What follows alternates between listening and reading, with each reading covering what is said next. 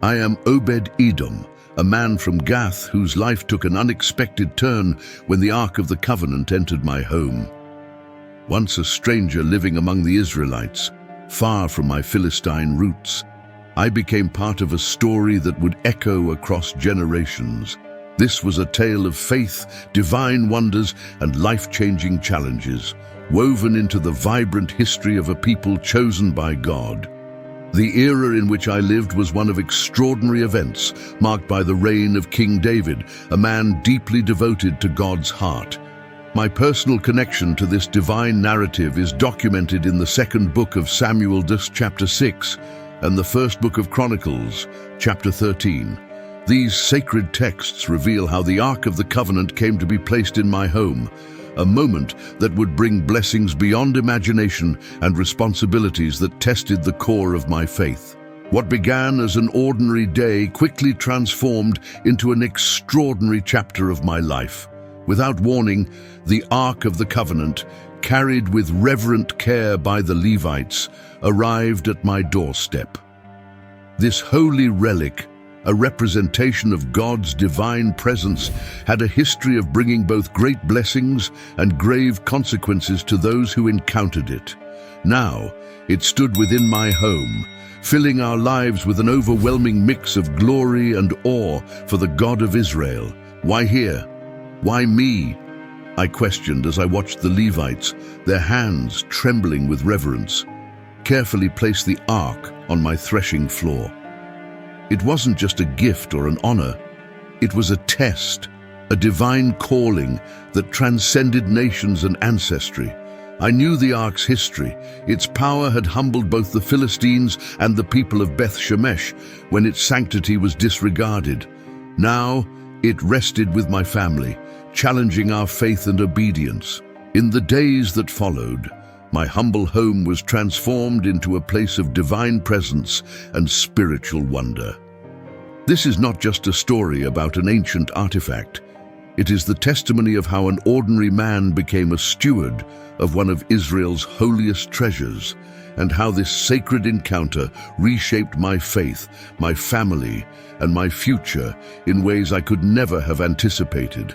Join me as I take you on this journey, a story of divine blessings, profound challenges, and miraculous revelations that demonstrates how the presence of God can utterly transform a life. It was a day like no other, with the sun casting its golden light over the hills of Judah, while a gentle breeze carried whispers of something extraordinary about to unfold. Early that morning, murmurs of excitement spread throughout the region. The Ark of the Covenant, a sacred symbol of God's presence, was on its way.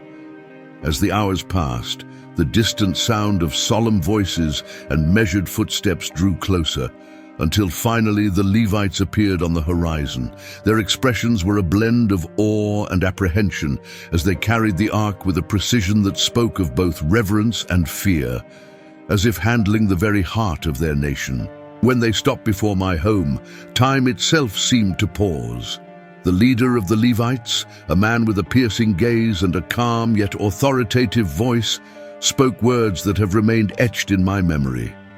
Obed-Edom, by the decree of King David, the Ark of the Covenant will reside in your house for a time.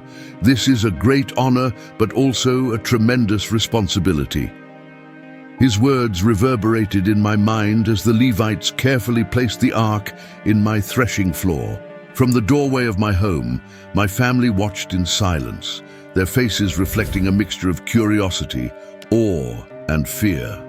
My wife held our children close, as if shielding them from the weight of the sacred moment. Kneeling before the ark, I felt a presence that defied description. It was as if the very air around me had been imbued with the divine. My heart pounded as an unshakable question arose within me. Why me? Why was my home chosen to house something so holy? I could not have known it at the time, but I began to understand that this was not merely an honor. It was a divine test, an opportunity to demonstrate unwavering faith and obedience to God. In the days that followed, the Ark became the centerpiece of our lives. What had once been a simple threshing floor was now a space for reflection and prayer. Neighbors and strangers alike came to our home, some bringing offerings, others standing at a respectful distance, awestruck by the sacred presence now dwelling within our walls. Each time I looked upon the Ark, I felt both an overwhelming sense of peace and a profound reverence that humbled me deeply. I began to see that this event was not meant only for my family. It was a call to the community. Our home, once a modest and unremarkable place, became a beacon where the sacred and the everyday converged. Who would have imagined that such an ordinary household could become the setting for something so transcendent? If faced with such an unexpected responsibility, how would you respond? Would you embrace the challenge with faith, or would doubt and fear hold you back? Could you rise to the occasion, trusting in God's purpose even when it feels beyond your understanding? The Ark's arrival brought an irreversible change to our lives. What was once a routine existence now became a daily encounter with the divine.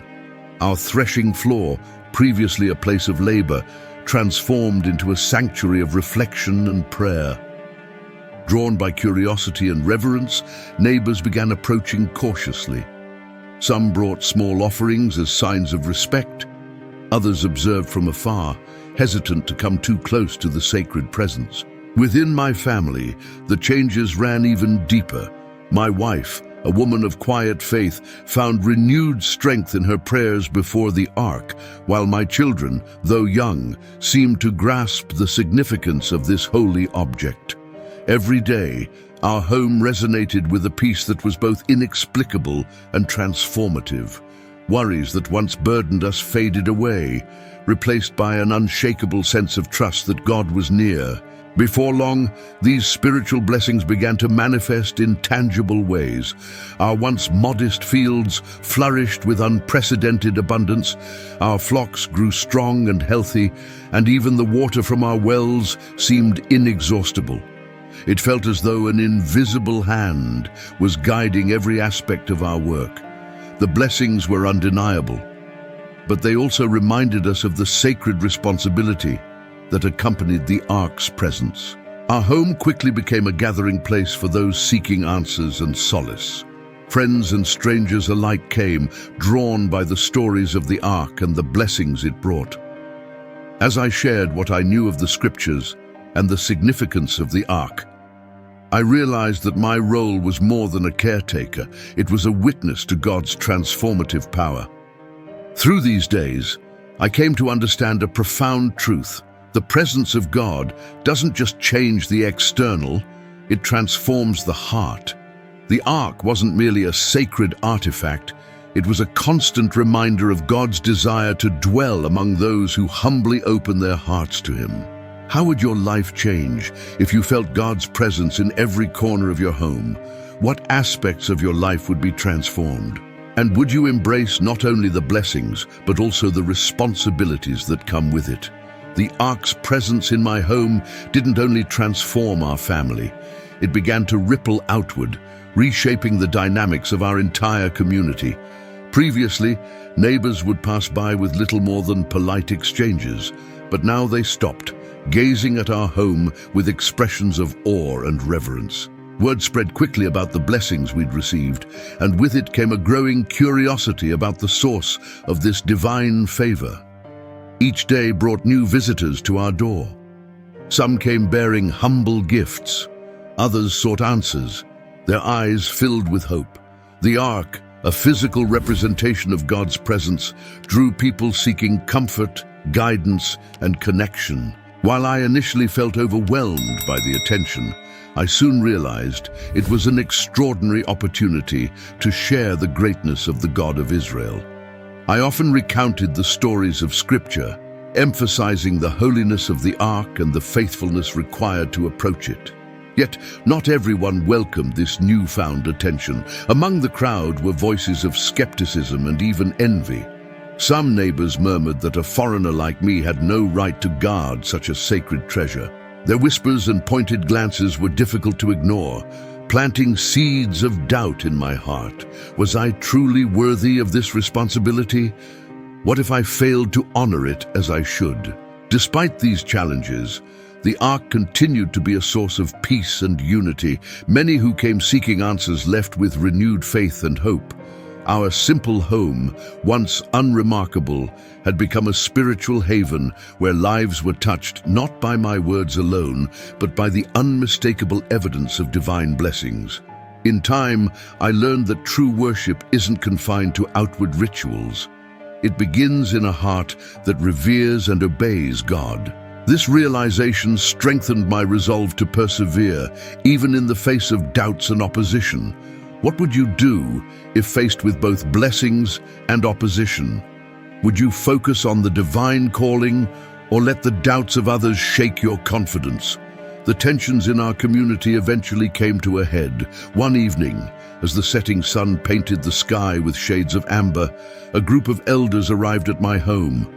Their stern faces and rigid postures made their intentions clear. They were here for a serious matter. I welcomed them with respect, though my heart was heavy with unease.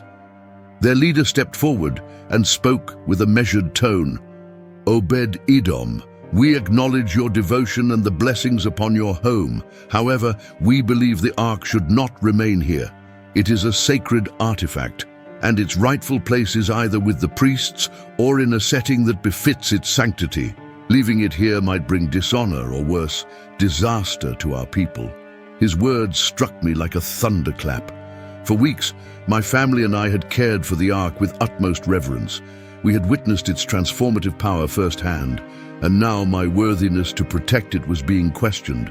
Hadn't they seen the blessings? Didn't they understand that God's presence wasn't confined to lineage or location?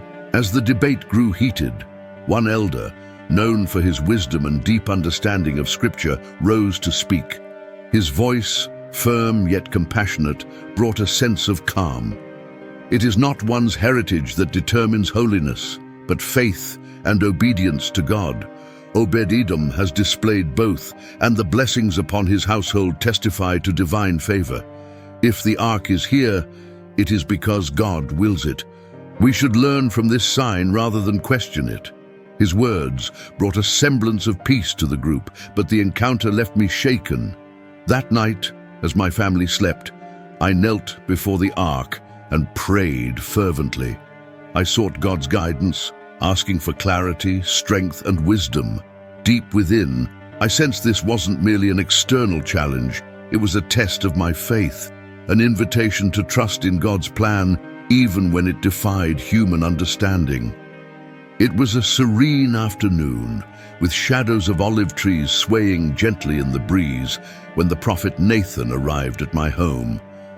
His presence carried an air of tranquility that starkly contrasted with the tensions of recent days. Known for his wisdom and close counsel to King David, Nathan greeted my family warmly and asked to speak with me under the shade of a tree. "Obed-Edom," he began, his voice a perfect balance of authority and compassion.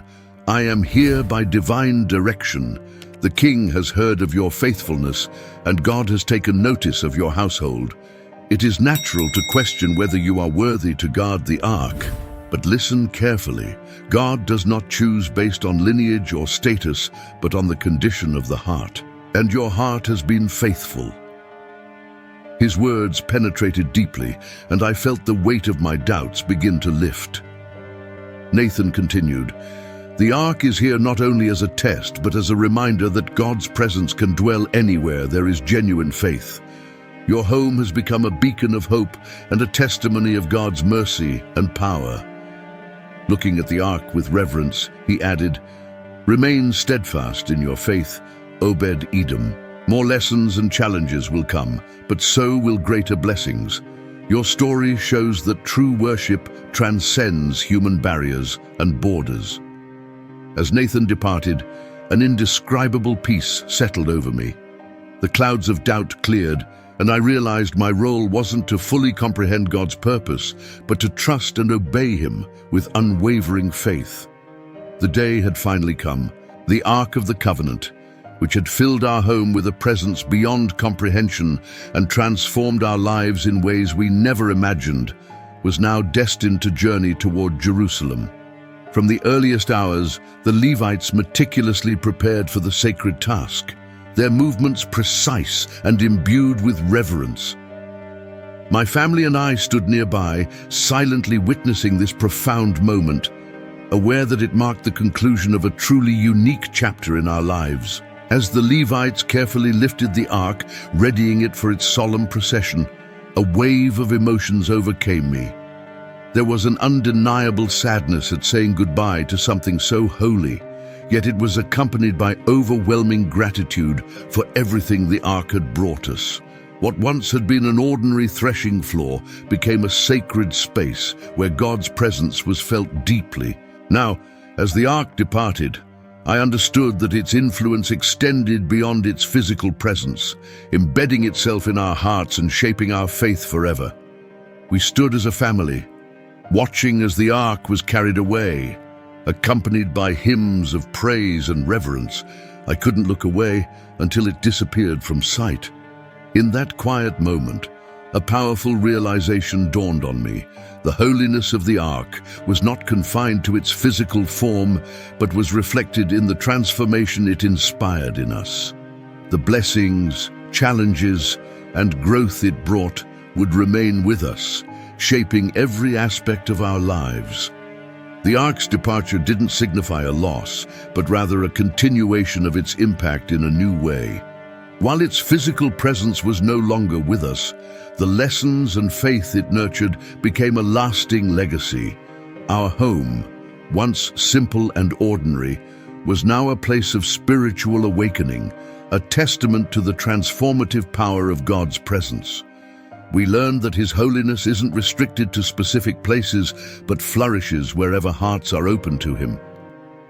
Though the ark moved on to Jerusalem, its influence lingered in our lives. It reminded us daily that God's presence could dwell wherever we made room for Him. Every word spoken, every decision made, became an opportunity to honor what the ark had taught us, to live a life of faith, humility, and purpose. Looking back, I now see that the ark's greatest gift wasn't the blessings it brought, but the transformation it sparked. It showed us that every aspect of our lives, even the smallest and most mundane, could reflect God's purpose. Although it had left our home, its essence remained, guiding us to live as witnesses of His greatness. As the ark continued its journey to Jerusalem, I understood its message, that even the simplest lives can become vessels of God's extraordinary plan. What about you?